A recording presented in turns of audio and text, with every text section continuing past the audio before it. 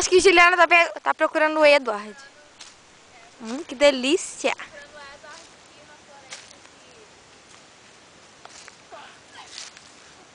Acho que tá muito claro, não dá pra te enxergar, não.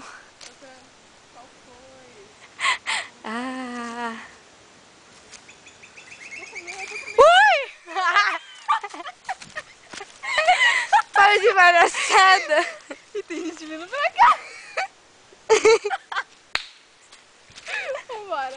Vambora que a gente Vai andando na frente que eu te filmar. Nossa, com medo.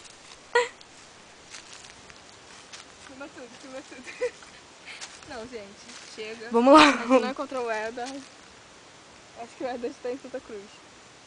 Oba. Oba.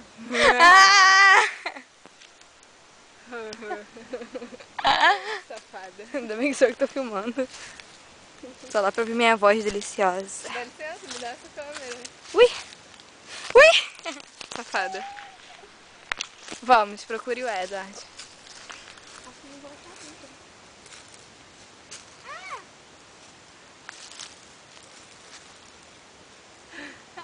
Tem um graveto.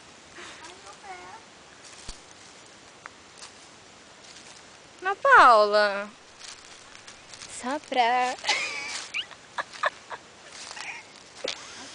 Que merda, que bagulho. Caraca, Não, show de bola. Tô me sentindo no crepúsculo, que isso? Não me dê ansiedade. Ai, droga, eu tô com medo, Ana Paula, para.